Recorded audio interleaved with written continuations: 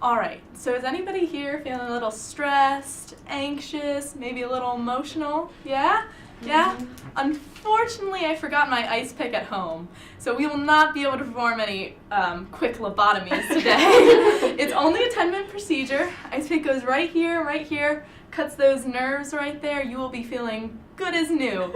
Actually, unfortunately, you will be feeling no emotions for the rest of your life. You will be a vegetable. But maybe it's not as severe as that. Maybe your humors are out of check. We get a few leeches in here, get out all the bad blood, you will be feeling great. Possibly a little dizzy, but overall great. Now, while today these ideas seem crazy, wild, we would never think of doing any of these things. A couple hundred years ago, these were the height of cutting-edge medicine. And so we can trace this paradigm shift in medicine from the crazy harebrained ideas that we had back then to the clean, sanitized, scientific medicine that we have today, back to about 100 years ago is where you can see the main shift. So 100 years ago, disease was everywhere. In crowded places like cities, and especially during wartime in the soldiers' barracks, infection, bacteria, it spread like wildfire, and therefore disease spread like wildfire. And this was mainly a fact of that they didn't have clean water, the food was bacteria-ridden, and they most of the time weren't washing themselves on a daily basis. So as you can imagine, disease spread like crazy. Typhoid, cholera, dysentery, all these diseases wiped out people. In fact, in the Civil War and the Spanish and American War, twice as many people were killed because of disease than were actually killed in combat.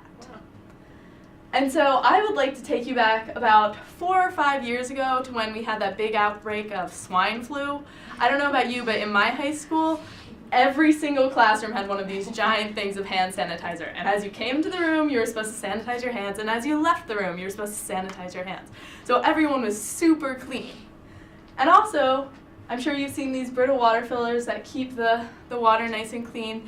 And I would just like to think if they had had Germ-X and the water filters, these diseases would not have spread half as fast as they did in these times. Of course, washing yourselves and good hygiene also impacted this a lot. And so the other reason that we have this giant shift in medicine to the clean, sort of scientific, procedural medicine that we have today is the wonder drug known as penicillin. Penicillin was discovered in 1950. And the thing about this is that it was the first successful antibiotic. They had antibiotics before, but they didn't really stop any infection on a regular basis. Penicillin was basically a do-it-all sort of pill. It got rid of almost any infection under the sun that was in the body. And nowadays we have thousands upon thousands of pills. They're everywhere. You've got one for depression, for the common cold. You've got a pill for everything. And that is down to this one drug, penicillin. And now as you go into the hospital, most of the time, if you had a real ailment, you will leave with a prescription. And it's all based on this. And so another thing in our shift from crazy to clean was the discovery of the polio vaccine. And this sort of started us on our track to finding preventive care. We don't want to just cure you when you're sick. We want to make sure that you don't get sick in the first place. And this is why we have vaccines. When you're a baby, you get around 40 vaccines that are to prevent polio and mumps and measles and all sorts of things, so you never have to deal with that. But it's not just vaccines that we think about. You think about you have to put on suntan lotion because you don't want to get skin cancer. You aren't supposed to smoke cigarettes because they can give you lung cancer. We have totally shifted to let's try and figure out how we can get rid of your symptoms to let's make sure you don't have symptoms in the first place. And the effect of this paradigm shift is that not only are we living longer, the average life expectancy 100 years ago was 45. That's when most people are going through their midlife crises. Nowadays, the average life expectancy is 75 years old. And so nowadays, not only is the life expectancy longer, but the most fatal diseases are affecting us after we turn 65 years old. 85% of people who die from heart disease are older than 65. And so while 100 years ago, typhoid, tuberculosis especially, was more likely to impact infants or teenagers, nowadays your diseases that are actually going to kill you are affecting people who are older.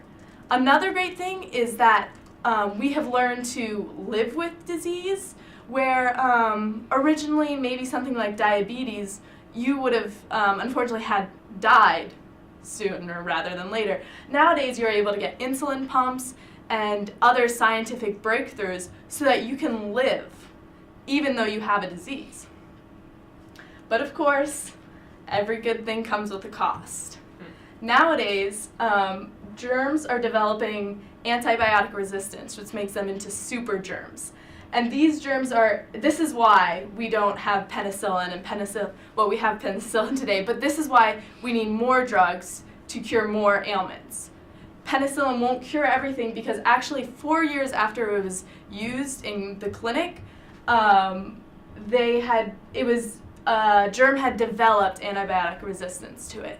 And so as we use more and more drugs, more and more bacteria become superbacteria and develop this resistance. And so my question for you is, what will we have to shift next? Where will medicine go next so that we can fight off these superbacteria? Thank you.